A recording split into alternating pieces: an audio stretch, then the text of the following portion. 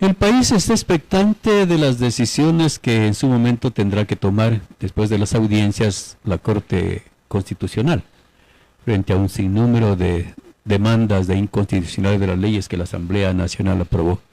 Me gustaría conocer su criterio jurídico respecto de la actitud de la Asamblea y luego de los pedidos justamente de inconstitucionalidad. Doctor, bienvenido. Nunca se ha visto tan alto número de reclamos, demandas de inconstitucionalidad. Claro.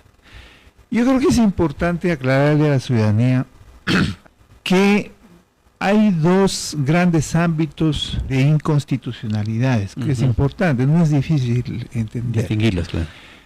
Lo primero que se está cuestionando a estas leyes es por la forma, es decir, lo que se llama inconstitucionalidad por la forma. Por la forma. Y aquí hay dos elementos importantes. El hecho de si cumplían los requisitos para ser calificados de urgentes en materia económica. Porque usted sabe que la Constitución establece, cuando son calificados así, un periodo específico, especial de aprobación de esas leyes en 30 días, claro. Caso contrario, pues entra por el Ministerio de la Ley, es decir, el proyecto que va enviado del Presidente de la República. Ese es un gran problema. Y el otro elemento que es el más difícil para el gobierno y la Asamblea justificar, y es el principio de unidad de materia. Claro. La violación de unidad de materia.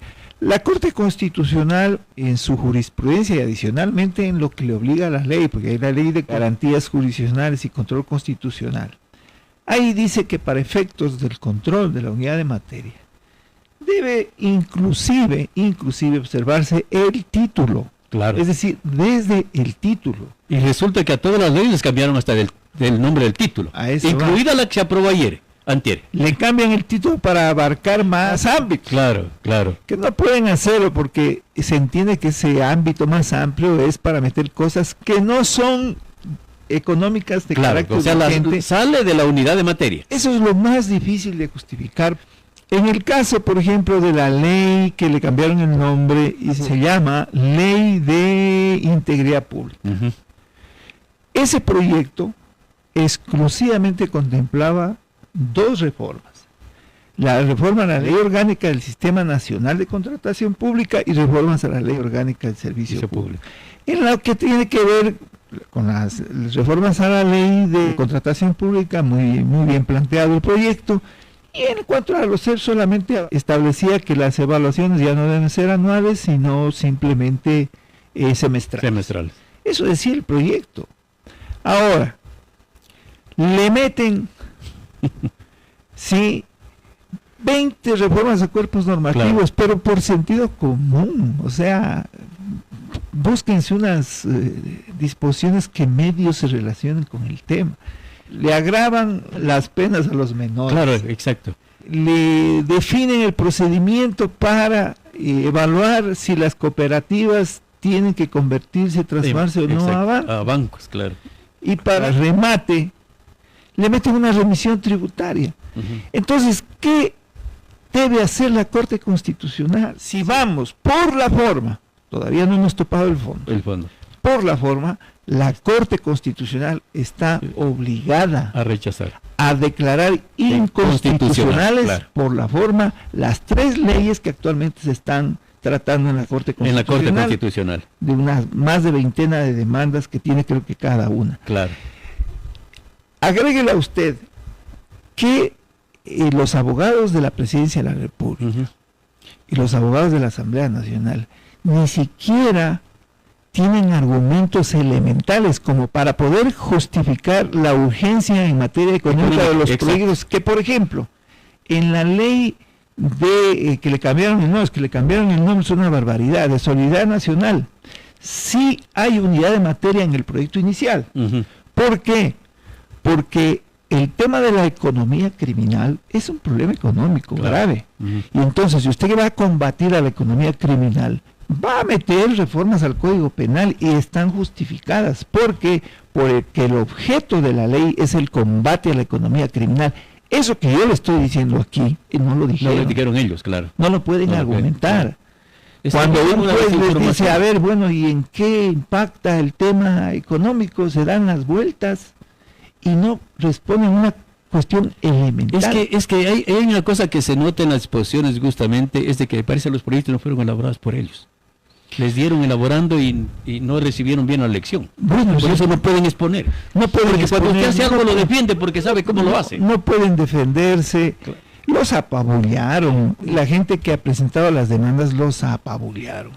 Definitivamente. Entonces, eso por la forma. Ahora vamos por el fondo. ¿Cuál es el fondo? El fondo es cuando ya las disposiciones, independientemente de estos temas formales que no dejan de ser importantes, las disposiciones legales violan directamente las disposiciones constitucionales, para que la ciudadanía más o menos capte. Si usted dice que va a intervenir los celulares sin orden de juez, eso está en contra de la Constitución. Claro, está violando la Constitución. Si usted dice aquí, señor Luz y Vida, yo quiero que ustedes me entreguen el nombre de las fuentes que les entregaron esta información urgente y hasta mañana. Está violando la Constitución. La Constitución, la libertad de expresión. Exacto, la libertad de expresión, está violando todo realmente. Si usted declara a través de un decreto ejecutivo el conflicto armado interno y lo pone como un régimen de excepción al margen del control constitucional, es violación a la Constitución.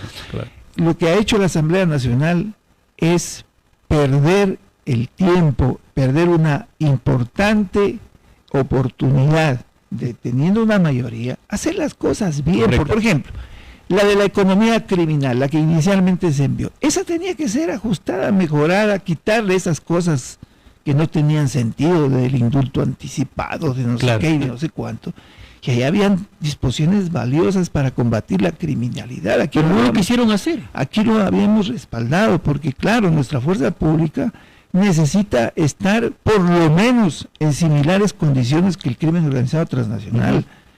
No pueden no tener los instrumentos legales, instrumentos inclusive materiales para poder combatir al crimen organizado transnacional. Pero si el presidente de la República no hace bien las cosas y la Asamblea Nacional no hace bien las cosas, entonces no vayan a quejarse de que la Corte Constitucional actúe de conformidad con lo que le obliga a la Constitución y la ley. Todo el tiempo decimos lo mismo. No podemos elegir esa representación a la Asamblea Nacional, es un desastre y cada vez es peor, y lo mismo.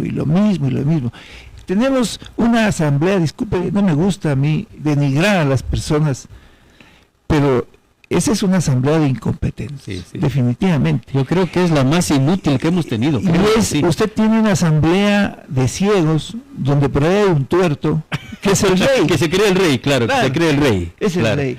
Pero la actitud del presidente de la asamblea es insoportable, sinceramente, ¿no?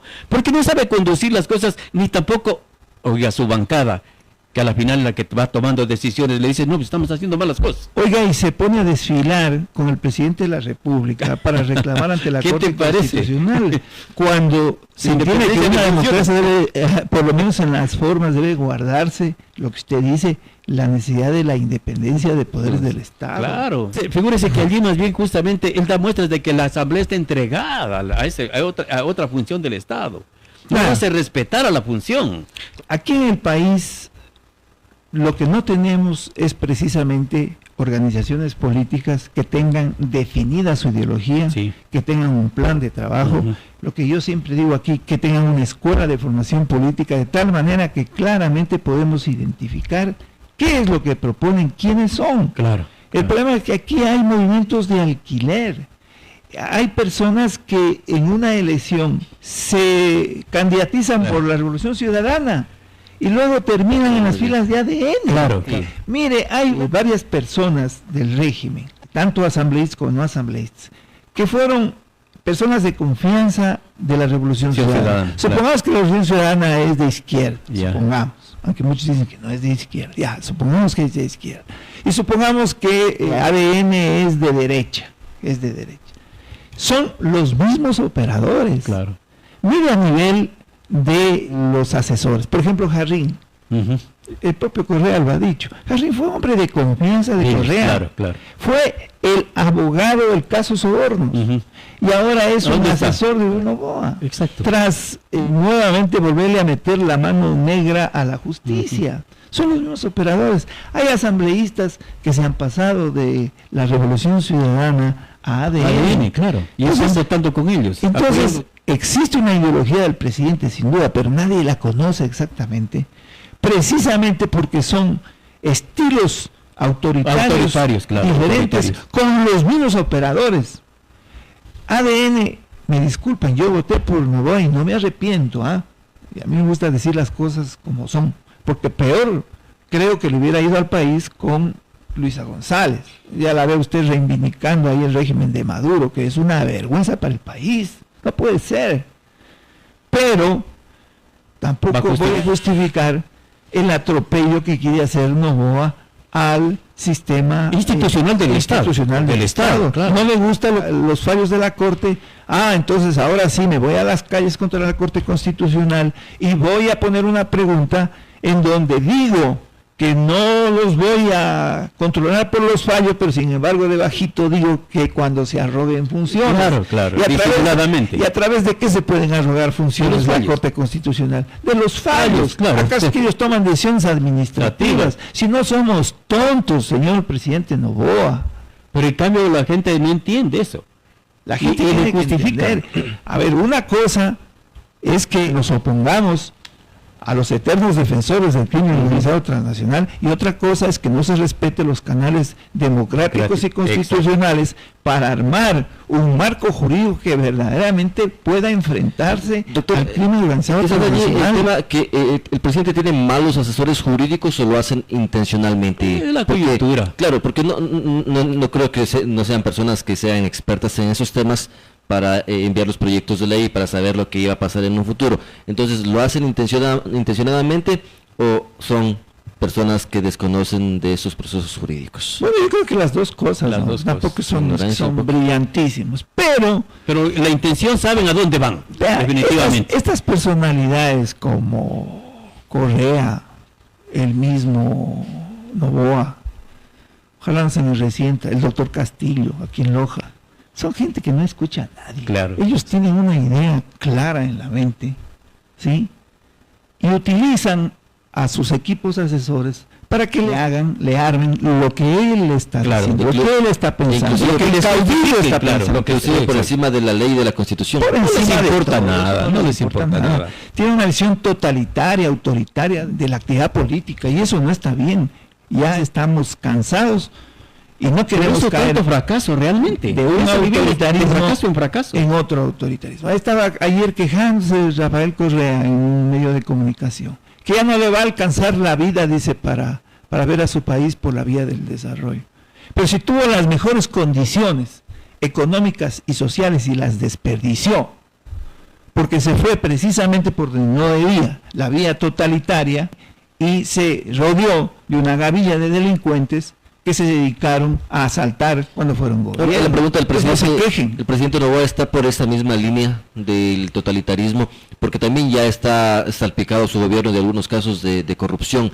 Entonces, ¿seguirá ese mismo camino de fracaso por el que siguió el expresidente Correa, doctor? Novoa, que dice que es el nuevo Ecuador, está repitiendo las mismas prácticas corruptas del antiguo Ecuador. Y en quizás eso no se cambia. Y quizás si no cae él en la corrupción, pero sí los que lo rodean y los protege de alguna forma. Solamente por ahora hay una circunstancia que permite diferenciarlos claramente de lo que es el correísmo, y es la vinculación con el crimen organizado transnacional, porque al correísmo se le ha demostrado que tiene vínculos con el crimen organizado transnacional. Uno de ellos, Ronnie Aliaga, por ejemplo, Serrano, todos estos están metidos en el asesinato de Fernando Villavicencio, fueron de la Revolución Ciudadana. Y todo lo que usted vea en la Asamblea Nacional que vaya contra el crimen organizado transnacional siempre va a tener los votos opositores de la Revolución Ciudadana. Solo falta que se vuelvan a unir en esa perspectiva con los de ADN, y ahí sí estaremos acabados. Pero realmente las cosas pueden cambiar, porque conforme se van denunciando las cosas, otros sectores también están involucrados. Ahí viene el tema de la famosa mafia albanesa, que va involucrando a otros sectores, ya no únicamente al correísmo en el sistema de mafias. Entonces, eso puede dar lugar realmente a que el Estado se siga descomponiendo. ¿Y ahí qué va a pasar? Porque al final, de fracaso en fracaso, el Ecuador no puede vivir, pues. Vamos perdiendo toda oportunidad. Y tenemos que hacer lo que el ciudadano decía, tenemos que elegir mejor, pero en realidad, pues, no es decir, no nos quejamos y sin embargo vuelven las elecciones y elegimos a los peores. Aquí no podrían haber sido peores los candidatos de ADN, ni siquiera los conozco. Sin embargo, casi meten 3. Casi meten 3, figúrate tú. Y entonces, porque no votamos responsablemente, ¿de qué nos quejamos? Porque somos emocionales, porque somos demasiado afectivos. Mire, yo creo que les corresponde a los medios de comunicación y a quienes ahora hasta hacemos un poco de opinión pública, es orientar a la gente. Claro, a mí no me importa que me digan lo que quiera, yo al fin y al cabo no soy candidato, yo digo lo que pienso y creo que es mi obligación orientar a los pocos que me puedan escuchar, a los pocos que me puedan seguir. Lo que yo estoy viendo, lo que yo estoy observando, lo que está haciendo Noboa no está bien, está escogiendo el mismo camino de Correa y eso ya el país no necesita. Está a tiempo de rectificar, porque ni siquiera estamos acercándonos a su primer año de gobierno. El presidente va a convocar impulso en la consulta popular. ¿Le alcanzará la popularidad que tiene ahora para ganar en esta consulta o se va deteriorando cada vez más esta posibilidad de que obtenga un triunfo en esas preguntas que era planteado? Por ejemplo, para mí eso de la marcha contra la Corte Constitucional fue una imprudencia. Porque usted puede cuestionar a la Corte Constitucional por sus fallos, lo hemos criticado aquí.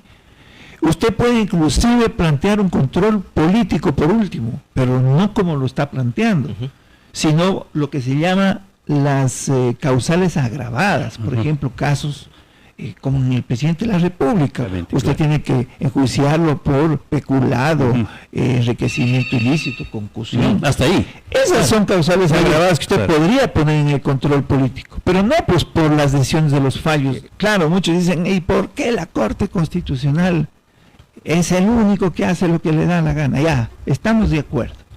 Pero hagamos lo que debemos hacer, es decir, pongamos los controles que sean necesarios, pero no vayamos a vulnerar un principio esencial de la democracia y de la seguridad jurídica, que es el grave problema. Lo más grave es lo que le está pasando factura al Ecuador económicamente. Exactamente, que es la independencia judicial. Pues, claro. Usted no puede violar este principio esencial de la democracia y de la seguridad jurídica. Entonces, hagamos reformas, por ejemplo, a nivel del Código Penal.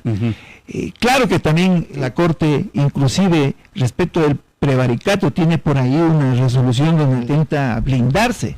Por ejemplo, eso aclaremos a nivel de la Ley Orgánica de Garantías Jurisdiccionales y Control Constitucional, del Código Orgánico de la Función Judicial, para que sean los jueces de la Corte Nacional quienes los juzguen, si es que es necesario. Claro.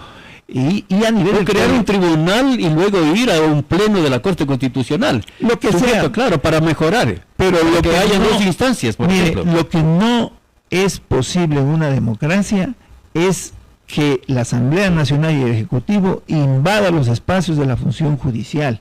La jurisprudencia de la Corte, y esto es importante porque aquí también hay confusión, la jurisprudencia de la Corte Interamericana de Derechos Humanos, no dice que no se debe controlar a los altos tribunales.